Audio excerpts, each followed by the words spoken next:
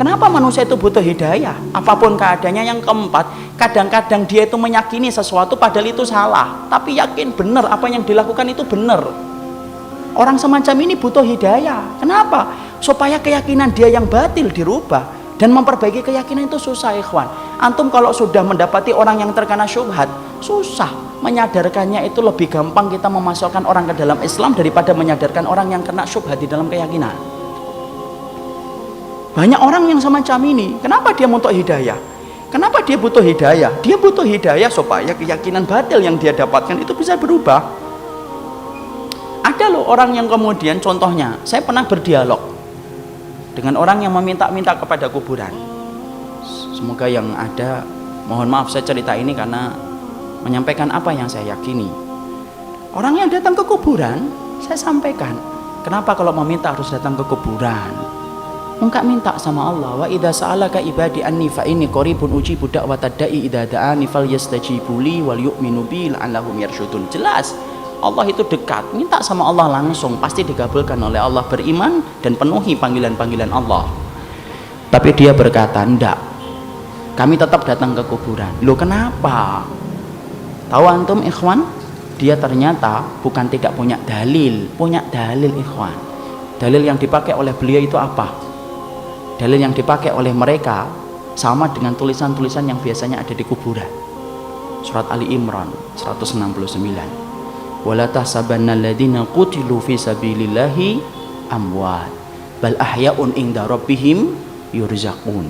Jangan kamu mengira orang yang mati di jalan Allah itu mati, tetapi pada hakikatnya mereka hidup di sisi Rabbnya, dikasih rezeki oleh Allah. Tuh, pertama dia ngomong sama saya, antum baca baik-baik ayat ini. Bukan antum, kue baca baik-baik ayat ini. Karena orang Jawa. Ya. Di sini kita akan ngambil pemahaman satu, mereka hidup walaupun kamu pandang dia mati. Itu karena kamu tidak baca Quran. Coba, saya dibilang tidak baca Quran, ya saya dengerin. Yang kedua, Allah menerangkan yurzakun, dikasih rezeki sama Allah. Itu sering saya dapati di komplek rumah saya dulu ketika masih di Kudus, karena memang banyak yang meminta ke kuburan. Saya menerangkan asbabun nuzul tentang ayat itu, tidak diterima. Antum tahu asbabun nuzul ayat itu? Asbabun nuzul diterangkan dalam riwayat Abu Dawud. Itu cerita tentang ayahnya Jabir bin Abdullah.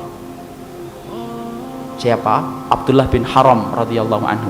Abdullah bin Haram itu cintanya sama mati syahid luar biasa. Antum tahu dalam perang Uhud kupingnya nggak ketahuan di mana, saking cintanya ke beliau kepada mati syahid. Ketika Jabir nangis, Allahumma firlahu. Ketika kemudian Jabir bin Abdullah itu nangis ketika mendapati ayahnya itu meninggal dunia, maka Rasulullah berkata, sini, itu loh Rasulullah. Masya Allah, saya itu bayangkan Rasulullah itu perhatian betul kepada para sahabat. Kemudian dia memanggil Jabir bin Abdullah, sini.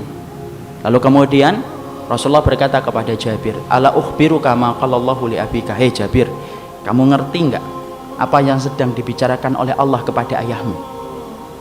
Kemudian Jabir mengatakan, enggak tahu ya Rasulullah, dan Rasul yang tahu. Kemudian Rasulullah berkata, maka lamallahu ahadan illa mi wara'i hijabin wa kallama abaka kifahan. Hei Jabir, ngerti ya, Allah itu tidak pernah bicara dengan makhluk kecuali di belakang hijab. Tapi ketika Allah bicara dengan ayahmu Abdullah bin Haram, karena cintanya kepada mati syahid, Allah bicaranya kifahan, wajhan biwajhin, face to face, langsung dengan langsung. Untuk bisa bayangkan Rabb yang kita sembah sampai membuka hijab kepada Abdullah bin Haram. Antum bisa bayangkan kedudukan Abdullah bin Haram itu di hadapan Allah kayak apa. Allah kemudian berkata kepada Abdullah bin Haram, "Tamanna alayya utika." Minta apa? Aku kasih.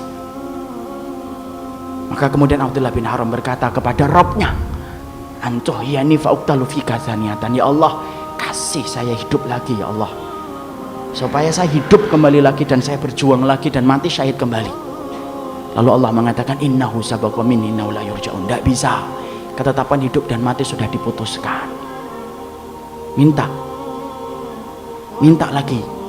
Maka kemudian Abdullah bin Haram berkata, fa akhbirni man warai.